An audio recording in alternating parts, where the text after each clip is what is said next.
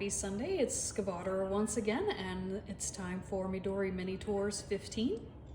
This week is cartoons of the 90s, specifically Western cartoons. I think I actually all have American series specifically on here. In general, I don't think it's especially useful to try to define anime and American cartoons as separate genres because they're the same art form. You could argue that there are different production values and industry expectations between them, but you could argue that of any country and also of live action stuff, and Sailor Moon has more in common with Winx Club and Witch than she does with Dragon Ball Z. But anyway, getting started. As you might guess from the music choice, the first for this week is Animaniacs, premiering 1993, although it did have a revival in 2020. Premise is 3 cartoon characters were created in the 30s. They were too much for the cartoons of the 30s to handle, which seems unlikely if you've seen actual 30s cartoons, but this is the story we're going with. So they're locked up in the studio water tower, escape 60 years later? Yeah, it'd be 60 years later to wreak havoc.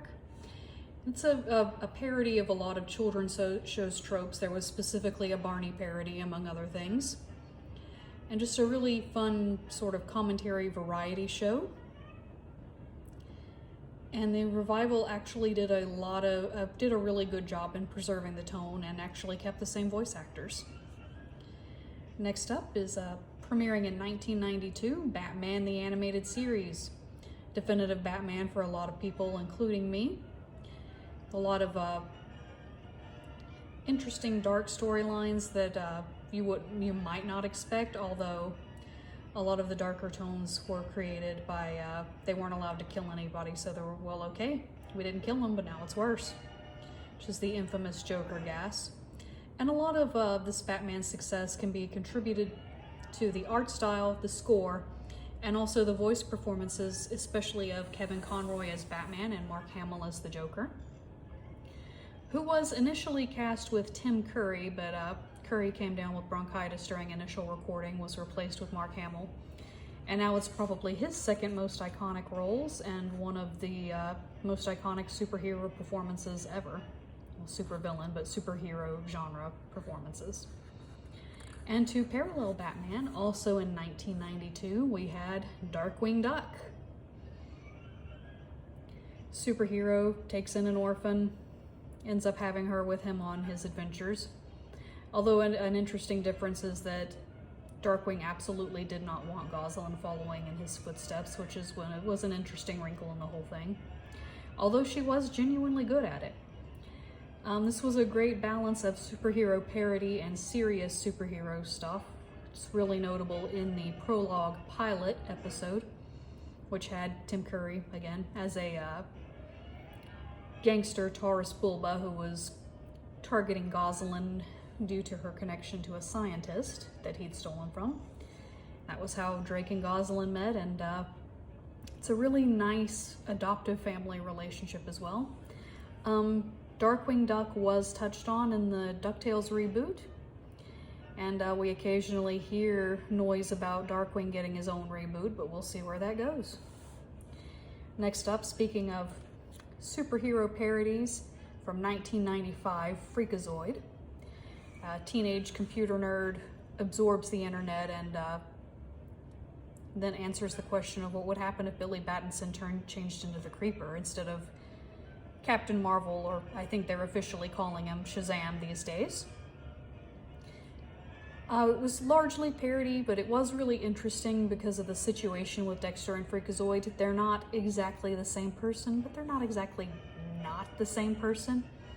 Like if you made a Venn diagram of straight up alter ego, split personality, and shared body, they'd be right in the middle. And it also had a lot of great parodies of both superheroes and other media. There was an Island of Dr. Moreau parody that had Tim Curry as the Doctor. He was doing a lot of voice work in the 90s. Up next, the 90s were a time of, hey, let's take this super not kid-friendly franchise and make a Saturday morning cartoon of it. So from 1992, we've got Conan the Adventurer. It was definitely a lighter take on Conan. He's just traveling with his phoenix pet slash familiar Needle and several other human characters. And he had a star metal sword that instead of killing the snake men, he was fighting banished them to another dimension, which was a big thing in the 90s. Including to cover up dubs of anime where characters actually were dying.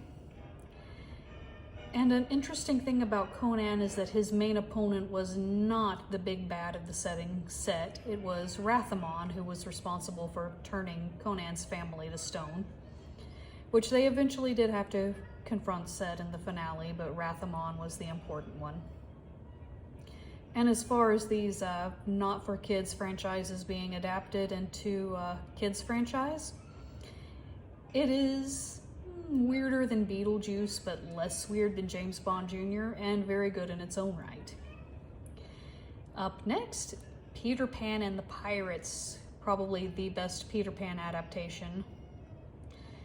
Disney did try to sue over this, because of course they did, claiming that it was infringing on the copyright of their, I want to say 1956 movie.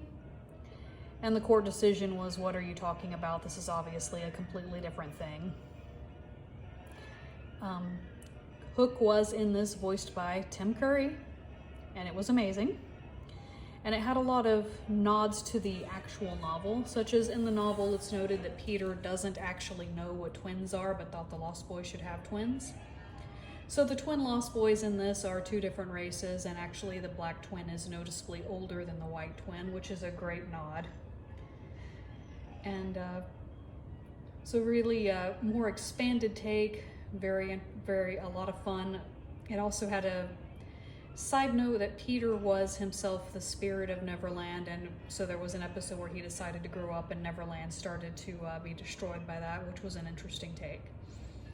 But overall, it's a really great. If you can find it, I definitely recommend it. It's 1990.